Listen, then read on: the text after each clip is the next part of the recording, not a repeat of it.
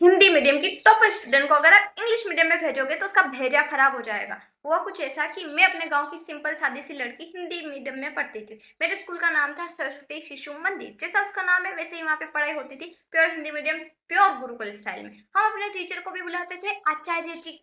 वहाँ पे मेरा जो एडमिशन है नवोदय में हो गया। उसके बाद नवोदय में कैसे हुआ, क्योंकि वहाँ पे कुछ सीटें निकली थी 8th क्लास में, तो मैंने एग्जाम दी थी, मेरा एग्जाम में सिलेक्शन हो गया था। और मैंने एग्जाम भी इसलिए दी थी क्योंकि मेरी दो बहनें वहाँ पे ऑलरेडी पढ़ रही है और उनका अलग ही हो रहा था, उनको अलग ही इज्जत मिल रही थी। मैंने सोचा कि ये चुड़ैल क्यों इज्जत डिजर्व करे, मैं भी करती हूँ ना।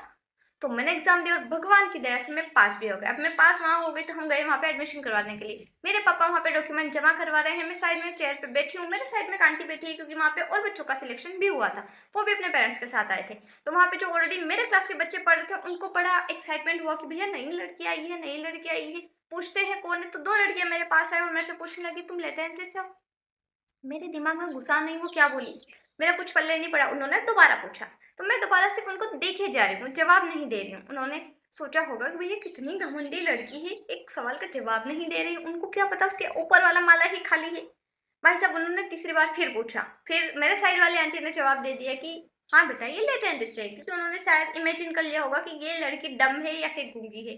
तो उन्होंने जवाब दे दिया। अब वो दोनों तो लड़की चली गई। फिर उसके बाद एडमिशन तो हो गया, हॉस्टल भी वहीं था, तो हम वहीं रह रहे थे। वहाँ पे ऑलरेडी बच्चों का कोर्स चल रहा था, उनकी एग्जाम हो चुकी थी। मुझे वहाँ जाकर पता चला कि भैया हर महीने एग्जाम होती है।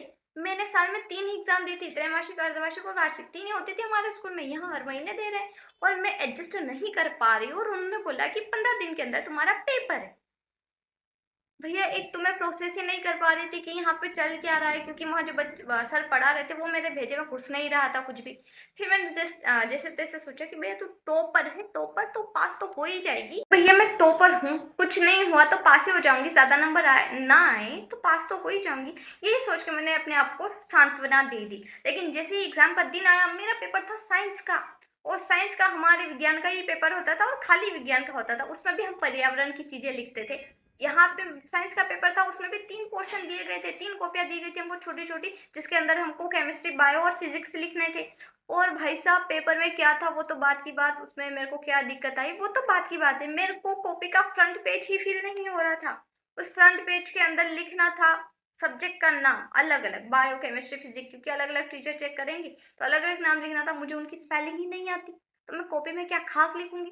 तो मेरे साइड में 6ठी क्लास वाले बच्चे भी बैठे थे और उनके साइड में मेरी क्लास की एक और लड़की बैठी थी, वो इंग्लिश मीडियम से थी। तो मैंने सोचा कि पूछ लेती हूँ स्पेलिंग पूछने में क्या है।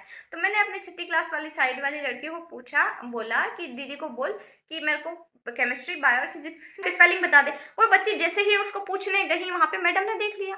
देख रहे हो मेरी किस्मत, एकदम लाइफ झंडे कर रखी है मेरी किस्मत में। जैसे उसने पूछा, मैडम ने देख लिया, मैडम आए और बोले कि क्या हो रहा है यहाँ पर। तो उस 6ठी क्लास वाली, इतनी बच्चे मासूम होते हैं, उसने बोल दिया कि दीदी केमिस्ट्री, बायो, फिजिक्स की स्पेलिंग पूछ रही है। और मैडम ने मेरी तरफ देखा और मुझे आगे वाली सीट पर बिठा दिया। बाय गॉड, अब मुझे स्पेलिंग नहीं आ रही, मैं लिखूंगी क्या। मेरा भेजा इतना खराब हो गया उस दिन, मेरे को कितनी टेंशन हो रही थी कि स्पेलिंग में ही आगे का तो मैंने खोल के देखा नहीं। मैंने फिर जैसे तैसे सब्जेक्ट वाली जगह छोड़ दी, मैंने सोचा देखा जाएगा। और मैं पेपर खोल के देखने लगी, पेपर देखा भाई साहब मेरे तो आत्मा बाहर आ गई, क्योंकि मुझे कुछ भी नहीं आ रहा था, क्वेश्चन ही समझ में नहीं आ रहा था लिखूंगी क्या। फिर मैंने थोड़ी देर ऐसे ही उधर उधर देख रही थी, बैठी थी। मैडम जैसे ही साइन करने आई कॉपी पे, उन्होंने देखा मैंने सब्जेक्ट की जगह कुछ नहीं लिख रखा, तो सोचो मैडम ने फिल किया है मेरे सब्जेक्ट का नाम, बायो, केमिस्ट्री और फिजिक्स उन्होंने लिखा है। क्या ही इज्जत थी, मैं इज्जत वहां पे बनाना चाहती थी, उस बनने से पहले ही मेरी इज्जत डूब गई, इज्जत चली गई मेरी वहां पे।